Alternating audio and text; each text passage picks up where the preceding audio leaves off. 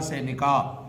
رسول اللہ صلی اللہ علیہ وسلم کا پہلا نکاح مکہ کی ایک شریف خاتون خدیجہ رضی اللہ تعالی عنہا بنت خویلد سے ہوا۔ حضرت خدیجہ رضی اللہ تعالی عنہا ایک دولت مند بیوہ عورت تھیں۔ اس سے پہلے ان کی 2 شادیاں ہو چکی تھیں۔ انہوں نے حضور صلی اللہ علیہ وسلم کی امانت و دیانت اور حسن اخلاق جیسی صفات کو دیکھ کر نکاح کا پیغام دیا تھا۔ حالانکہ اس سے پہلے وہ قریش کے بڑے بڑے سرداروں کے پیغام کو ٹھکرا چکی تھیں۔ حضور صلی اللہ علیہ وسلم نے اس پیغام کا تذکرہ اپنے چچا ابو طالب سے کیا، جس کو انہوں نے بخوشی قبول کر لیا، اور ابو طالب بنو ہاشم اور مضر کے سرداروں کو لے کر حضرت خدیجہ رضی اللہ تعالی عنہ کے مکان پر گئے۔ ابو طالب نے نکاح کا خطبہ پڑھا۔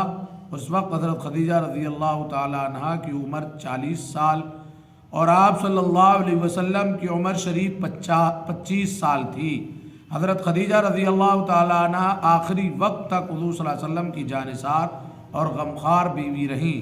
ان کی وفات کے بعد بھی حضرت حضور صلی اللہ علیہ وسلم ان کی خوبیوں کا تذکرہ کرتے رہتے تھے۔ حضرت ابراہیم رضی اللہ کے علاوہ آپ صلی اللہ علیہ وسلم کی ساری اولاد حضرت خدیجہ رضی اللہ تعالی عنہ سے ہی ہیں۔ حضور اکرم صلی اللہ علیہ وسلم کا معجزہ، جسم کا خوشبودار ہو جانا۔ حضرت وائل بن حجر رضی اللہ تعالیٰ بیان کرتے ہیں کہ میں نے نبی کریم صلی اللہ علیہ وسلم سے مصافحہ کیا یا میرا جسم آپ صلی اللہ علیہ وسلم کے جسم سے چھو گیا تو میں اپنے ہاتھوں میں 3 دن کے بعد بھی مشک کی خوشبو محسوس کرتا تھا۔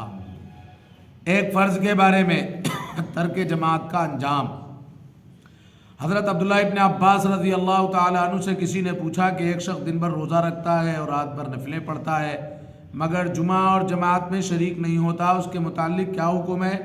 عبداللہ ابن عباس رضی اللہ تعالیٰ فرمائے یہ شخص جہنمی ہے۔ ایک سنت کے بارے میں زلزلہ وغیرہ سے حفاظت کی دعا۔ رسول اللہ صلی اللہ علیہ وسلم یہ دعا فرماتے اللہم انی اعوذ بعظمتک ان اغتال من تحتی، اے اللہ میں تیری عظمت کے طفیل زمین میں دھس جانے سے حفاظت چاہتا ہوں۔ ایک اہم عمل کی فضیلت، آپس میں سلام و مصافحہ کرنا۔ رسول اللہ صلی اللہ علیہ وسلم نے فرمایا 2 مسلمان جب آپس میں ملتے ہیں اور مصافحہ کرتے ہیں اور ان دونوں میں سے ہر ایک دوسرے کو دیکھ کر مسکراتا ہے اور یہ تمام عمل اللہ کے لیے کرتا ہے تو جدا ہونے سے پہلے ہی دونوں کی مغفرت ہو جاتی ہے۔ ایک گناہ کے بارے میں اللہ اور اس کے رسول کو تکلیف دینا۔ قرآن کریم میں اللہ تعالیٰ فرماتا ہے جو لوگ اللہ کو ناراض کرتے ہیں اور اس کے رسول کو تکلیف پہنچاتے ہیں تو ان پر اللہ تعالیٰ دنیا اور آخرت میں لعنت کرتا ہے اور اللہ نے ان کے لیے ذلیل اور رسوا کرنے والا عذاب تیار کر رکھا ہے۔ دنیا کے بارے میں مال و اولاد کی محبت۔ قرآن کریم میں اللہ تعالیٰ فرماتا ہے مال اور اولاد کی کثرت اور دنیا کے سامان پر فخر نے تم کو آخرت سے غافل کر دیا ہے، یہاں تک کہ تم قبرستان جا پہنچتے ہو، ہرگز ایسا نہ کرو۔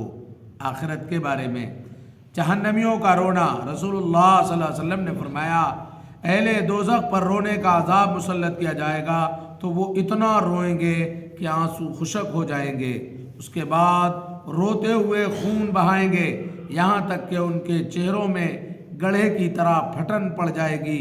اگر ان میں کشتیوں کو چھوڑ دیا جائے تو وہ بھی ان میں چل پڑے۔ طب نبوی سے علاج، لوکی یعنی دودھی سے دماغ کی کمزوری کا علاج۔ رسول اللہ صلی اللہ علیہ وسلم نے فرمایا تم لوکی یعنی دودھی کھایا کرو کیونکہ یہ عقل کو بڑھاتی ہے اور دماغ کو طاقت دیتی ہے۔ نبی کریم صلی اللہ علیہ وسلم کی نصیحت۔ حضرت ابن عمر رضی اللہ تعالیٰ فرماتے ہیں کہ رسول اللہ صلی اللہ علیہ وسلم ایک آدمی کو نصیحت کرتے ہوئے فرما رہے تھے گناہ کم کرو تمہارے لیے موت آسان ہو جائے گی، اور قرضہ کم کرو آزادی کی زندگی گزارو گے۔